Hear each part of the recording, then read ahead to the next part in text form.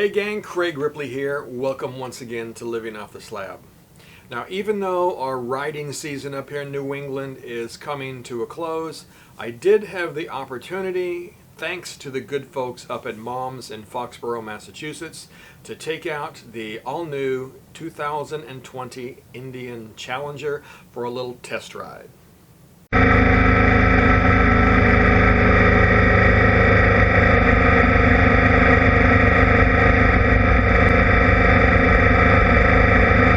Now, Mom's was good enough to let me take this bike out for a couple hours and ride it in all kinds of different riding conditions. But before we get to that, I guess we need to talk about, well, the elephant in the room. Now, of course, the elephant in the room is the looks of this motorcycle. A lot of people are thinking that it is basically just a copy of a Harley-Davidson Road Glide. And while I think that is just absolutely incorrect, and we'll get to those reasons a little bit later, however, I do understand that conceptually this is the same motorcycle, right? Fixed fairing, American V-twin motorcycle. It's right the same as a Ford and Chevy truck, right? Are basically the same thing. However, once you get past the concept, there isn't a single thing on this new Indian Challenger that is the same as the Road Glide. Right? The design is different on the bike. The headlight and the fairing is different on the bike. The engine is definitely different in that it is a water-cooled V-twin rather than an air-cooled or at least head-cooled V-twin in the case of the Harley-Davidsons now. So conceptually, they are the same, but when you really get down to the nitty-gritty, there's nothing the same about these two bikes. Now, of course, if you like the design or not, well, that's absolutely a personal decision. Some people are going to like this more modern styling, and other people aren't going to it. Personally, I like it, right? I come from being a Victory owner. I like that modern Victory styling. And I like how they're kind of bringing that into the Victory line. So this is more a bike that I would be interested in than the existing Indian line, right? The valance fenders and all the chrome and the, fringe and all that kind of stuff. I mean, it's cool because it has that old retro kind of look and feel to it. But again, for me, it's just not the kind of bike I want to ride.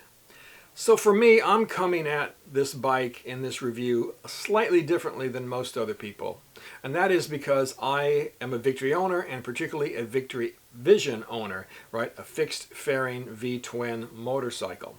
And so that is what really I would be interested in if I was going to be getting a new bike here, right? And that would be this fixed fairing bike, right? And also this engine that is in this new Indian Challenger, right? We all know, right? It was basically a design that was going to be put into the Victory line before they were ended in 2017.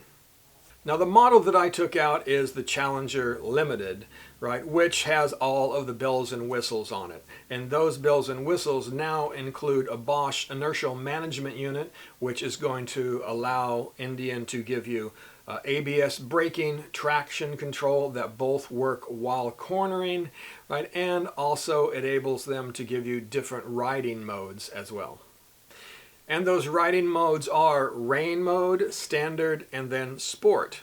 Now, while I was riding the bike, I started off in sport mode, which has a really crisp throttle response to it. In fact, I saw some other guys taking the bike out, and they were starting off in sport mode, and it was a little bit too much for them. So I think that if you're going to go test ride this bike, start off in standard or in rain mode even. Get used to the bike before you flip it over to that sport mode. And personally, after riding it in sport mode for a while and seeing what it was like, I actually switched it over to standard mode and kept it in that standard mode for most of the ride. And the reason for that is that it just gives you a much more controllable ride.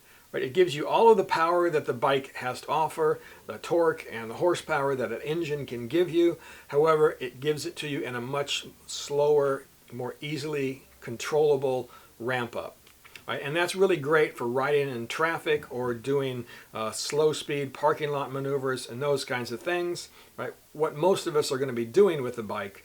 I mean, sport mode is nice, but again, I can only see a couple of places where I would really want to use that. Most of the time, I'm going to be wanting to ride this bike in the standard mode. Now, of course, those modes are controlled on this bike with this ride command system that Indian now has built into the bike. I believe it's a 7-inch screen here, beautiful TFT screen, so it really looks nice. And it's got a lot of features on it. You can drag and drop several different widgets to customize what this ride command system looks like. The only issue that I found with that is that if something goes wrong with your ride command system, you can't change modes.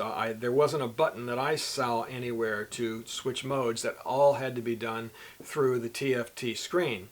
And I actually did run into a little bit of an issue while I was riding the bike where the screen started flickering and literally went out on me. So I pulled over to the side of the road, I stopped the bike, started it up again, and that all came back. But I can see where there might be an issue with, again, the screen going away and you not being able to get to those modes. And the last thing I'm going to mention before we get out there and ride it are the brakes on this bike. They are now Brembo brakes that, of course, are the best brakes you can buy in the world, and they work really, really well. I was very impressed with them.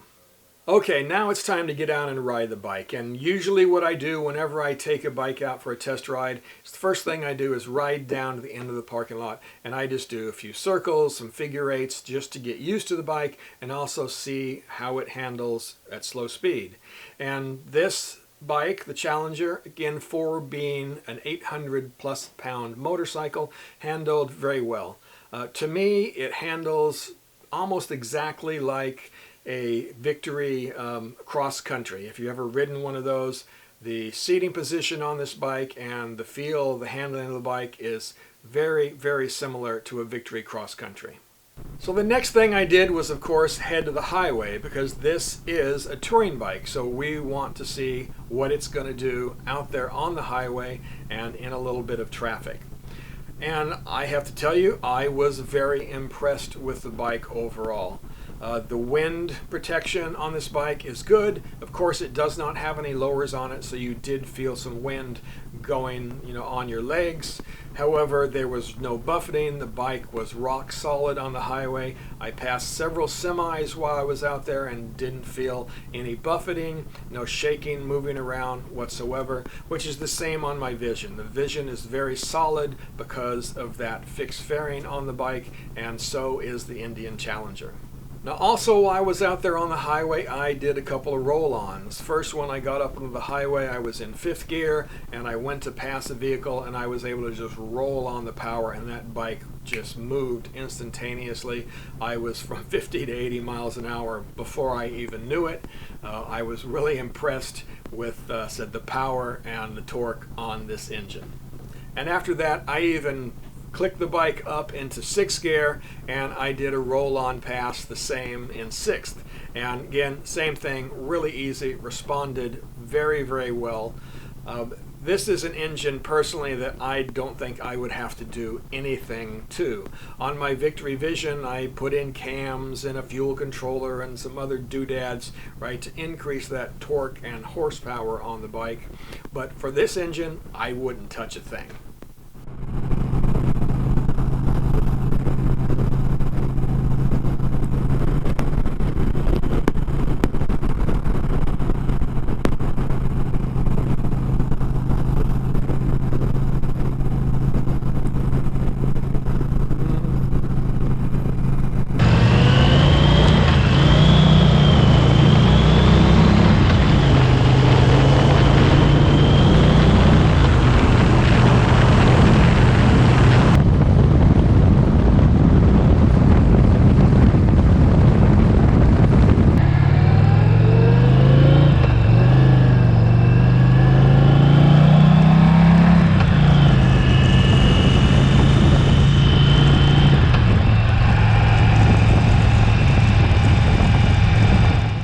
after getting off the highway, I tried to get into as many different riding conditions as I possibly could. Some kind of nice sweeping roads, as well as some really tight back roads that we have up here in New England. And in all conditions, this bike did extremely well. I was, again, very impressed with it. It's easy to stop, for one thing. I already mentioned the Brembo brakes, but it is very stable when stopping. On some touring bikes, including my Vision, right, when you come to a stop in heavy traffic, sometimes the front end gets a little light on it. That was not the case at all with the Challenger. It's very stable, very well balanced. Let me take a minute here to talk about the character of this engine, because it is very different than most other, in fact, all other V-twin cruisers that you're going to find out there. Right? The Indians, for example, and the Harleys, they like to be ridden in that 2,000, 2,500 RPM range. People short shift these bikes all the time. They like them to stay down in that RPM range.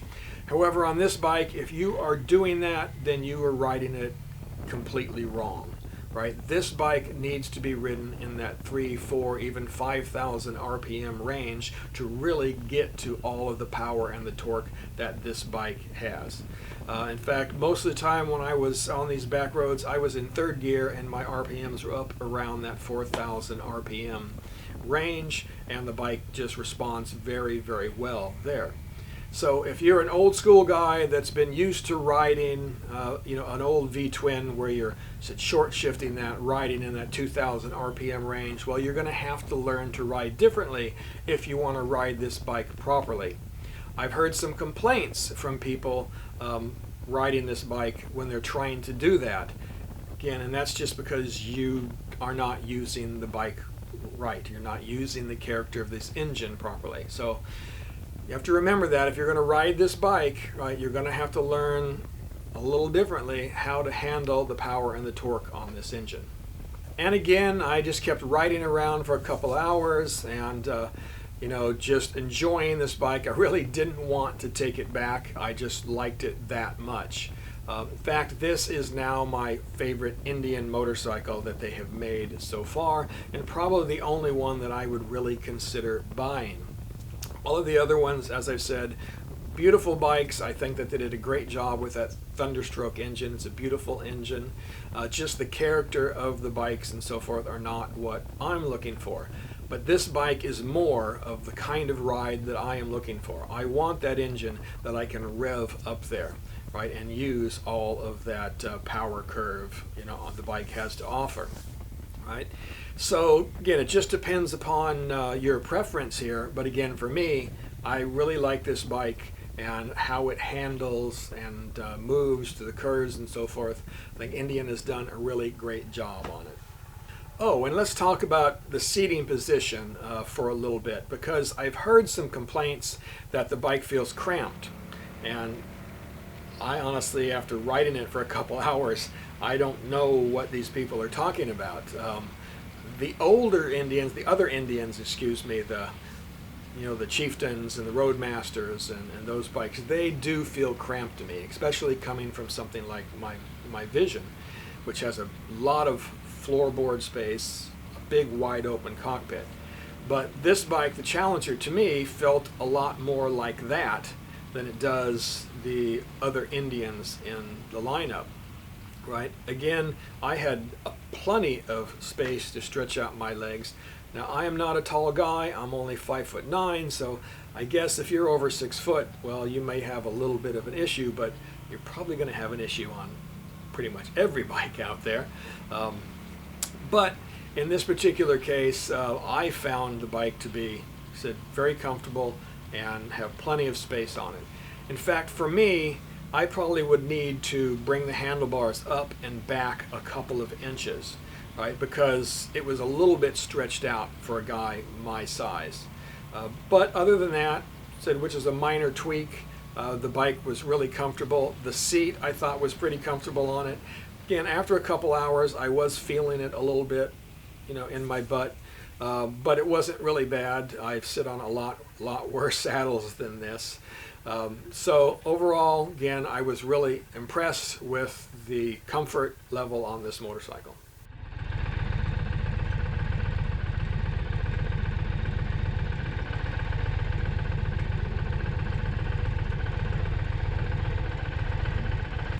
Okay, so no motorcycle is perfect, so let me get a little bit picky on this bike, right? Because while I did like it a whole lot overall, and as I said, this would be a bike that I would be considering purchasing, there are some things that I would have liked to seen on the bike or that might have bothered me just a little bit.